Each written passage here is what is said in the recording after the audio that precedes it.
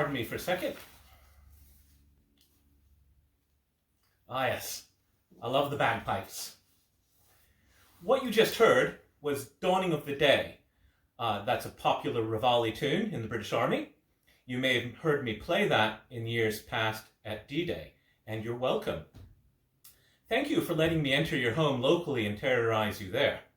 As my officer always says, a gentleman is someone who knows how to play the pipes, but doesn't. So welcome to Westwood Lodge, my humble home. I'm your host, Piper Mick Burgess, and I will be discussing bagpipes in World War II with you today. Before we begin, I'll be telling you a bit about myself. I'll cover how the pipes were used in World War II, and then I'll tell you a bit about this chap called Bill Millen and D-Day. We'll finish with how the pipes work, and we'll end with the tune Scotland the Brave. So sit back, pour yourself a whiskey, and enjoy the history.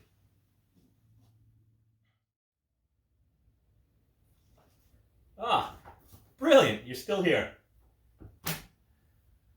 Well, let's begin then.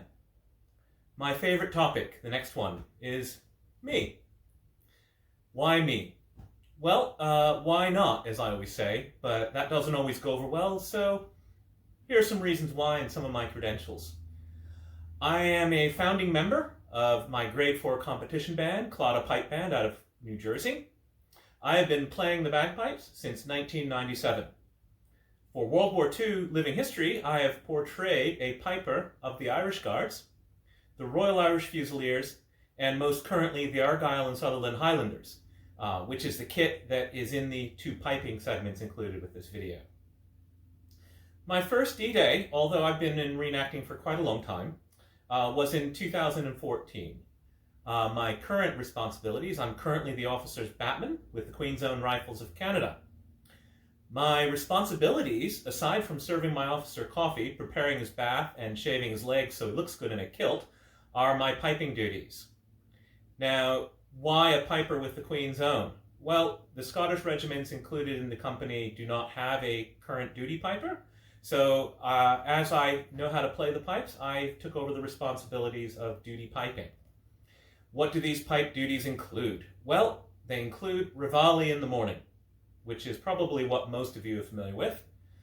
That was the tune played at the beginning of this segment.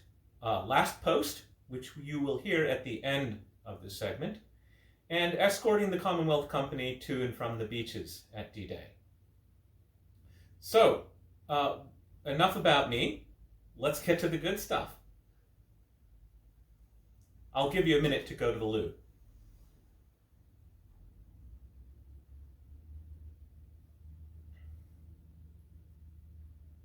Take your time.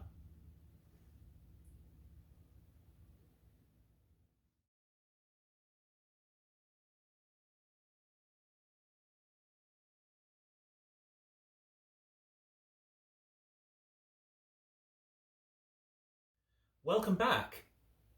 I'm going to dive right in now and talk about bagpipes in World War II. And so, what was the role of the bagpipes in World War II? To answer that question, we have to go give some background. And let's go back to World War I. This is what most people have in mind when they think of the bagpiper in war. It's the piper going over the top of the trenches, piping over the top and to the front lines, through the machine guns, etc. In World War II, this is definitely not the case.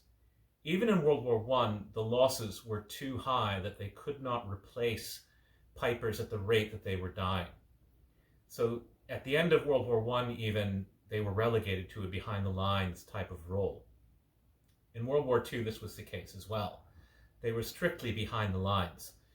Their duties might have been piping the troops to and from the battle, playing duty tunes in camp, such as Reveille and Last Post and Lights Out, etc. And there are a couple of notable exceptions to this as well. One of those examples is the Second Battle of El Alamein in the Desert War. Now, they were worried that troops wouldn't be able to find their way through the minefields in the dark or stay together with their companies. So each Scottish regiment was assigned a single piper to lead their way into battle. Was it successful? Yes, to a degree it was. There were notable instances where the troops couldn't find their way and they followed the pipes, each piper playing their own company tune so that they know it was theirs. In the end, though, too many pipers again took grievous losses, were killed, wounded, etc. And immediately after that battle, the British Army decided that they would put in some regulations saying no more frontline combat for the pipers. The other notable exception to this would be the Canadian Army, with the Calgary Highlanders in 1944, right after D-Day. Their own pipers piped them into their first combat, and much the same results, grievous losses again. So those are the only two notable instances where bagpipes were, by regulation, allowed to pipe into combat, and two of the last in World War II. Now, who had pipe bands in World War II? Most people are familiar with the Scottish regiments that had the pipers, but also a lot of Irish regiments in the British Army had bagpipes and bagpipe bands as well. In addition to the British Army, most Commonwealth countries had bagpipe bands and bagpipers. Most of them with Scottish or Irish immigrants, such as Canada, Australia, and South Africa, had their own Irish and Scottish regiments with bands and pipers. Some non-Scottish and Irish countries, typically like India and Nepal, some Indian regiments had bagpipe bands, and most Gurkha regiments had bagpipe bands, as they do to this day. Also notable are the ATS Women's Corps, who had a pipe band during World War II and piped right through to the end of the war. As you now have learned, the pipes didn't have such a big role in World War II as they did in past wars, but it wasn't non-existent. So in a moment, we'll talk about D-Day and the role of pipes on D-Day.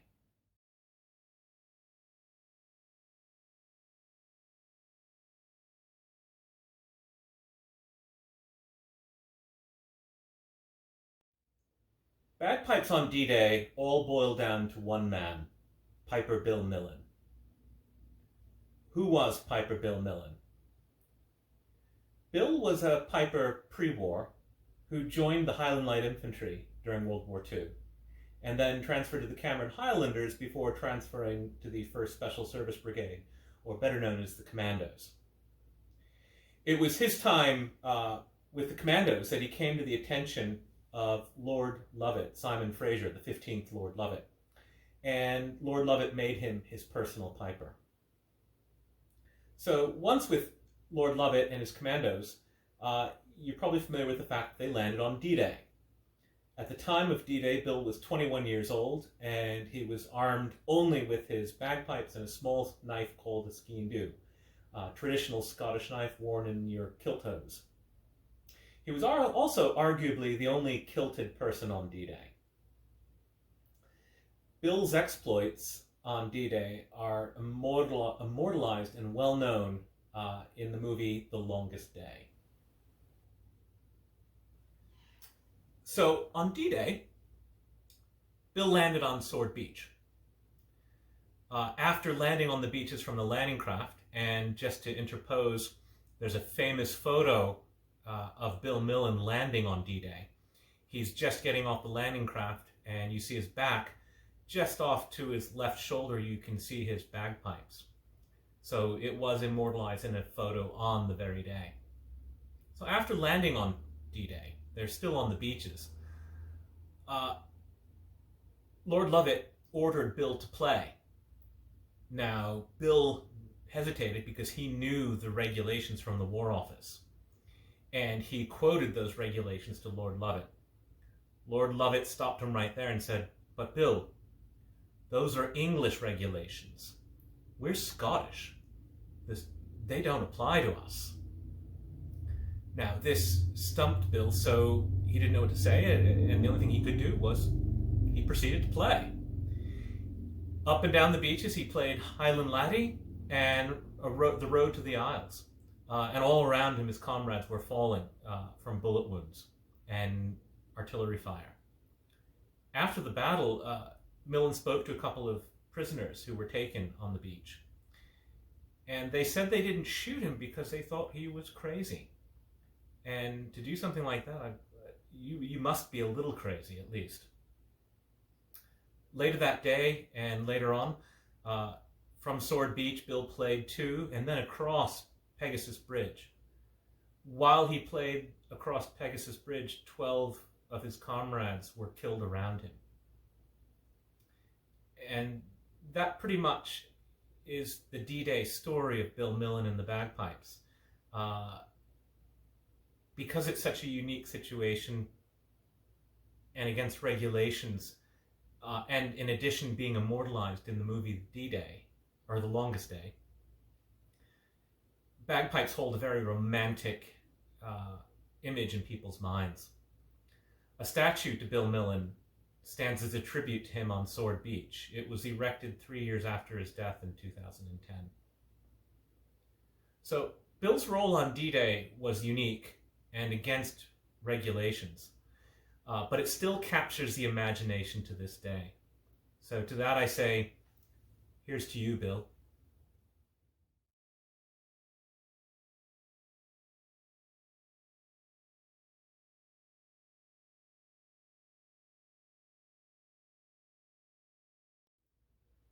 Welcome back, and thank you for getting this far. Now, my last segment will be, how do the pipes work? What are these things? So I'm going to explain what probably a lot of you have never gotten that close to before, the actual bagpipes and how they work. So when it comes right down to the name, it's bagpipes, hence pipes and the bag. The pipe's attached to the bag, and you have your instrument. Now, what are the individual pieces of that instrument? Well, the first set I have here comprises of the pipes. Now, what are the pipes? We call them drones. You have 2 tenor drones and a bass drone. Now, each one of these drones can be adjusted or tuned, or as some of you may say, I didn't know you could tune the pipes. You can. And to tune each drone, you move each joint up and down until you get it in tune. Bagpipes are tuned to B flat, or is what we call the low A. We tune the outer drone, a tenor drone. We tune that tenor, this middle tenor drone, to the outer one, and then we tune the bass drone, the last tenor drone. In addition, we have this thing here in my right hand called the chanter. That's what plays the melody of all the tunes on the bagpipes. And the last piece here is the blow stick. It's how you fill the bag with air. Now, all of these things are attached to a bag, which is inside this decorative cover.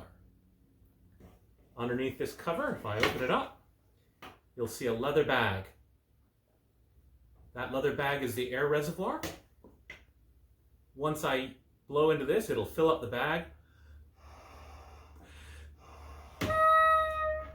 And once there's enough air in the bag, it forces the air out through each one of these drones.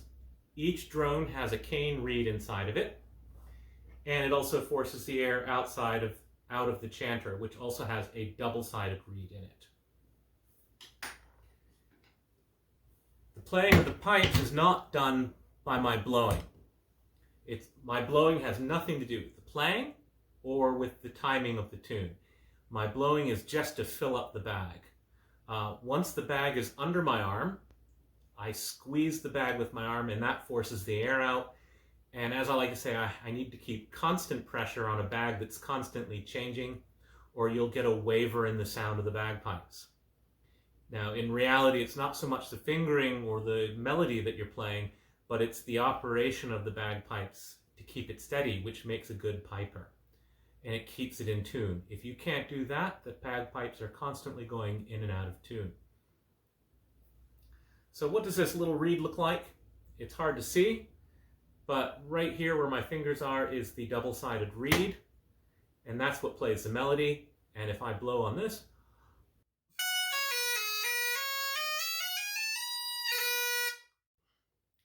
I can blow directly onto it. Now, the reason it goes into the pipe is because it's a relatively hard reed to play, and I can't play it that long without getting thoroughly tired. So I put it into the bag, and because it's in a bag with constant air, I can't stop notes from playing. So in order to get a separation between two notes, we play what we call grace notes, and they're very quick notes to separate a note.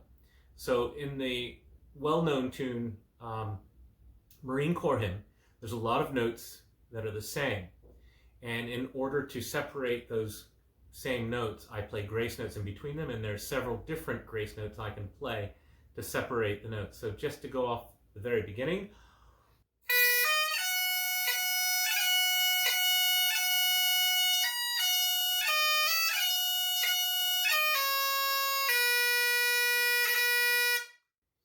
you can hear the different grace notes I played in between each one of the major notes of the Marine Corps Hymn. And I apologize for the mistake in there as well for any Marines out there. So you're doing two things at once. You're blowing into the bag while you're squeezing it to push the air out, and you're also playing the melody, and also probably marching around. So I always joke around, it's a bit like doing this. You're doing several things at once, but with concentration. You're not really thinking about the pipes themselves, you're just playing the tune because you've already got the mechanics down. And as a good friend of mine once said, you don't play the pipes, you operate them. So I hope that explains all your questions about the bagpipes. There you have it. Now you know how it works. So now, enjoy the piping.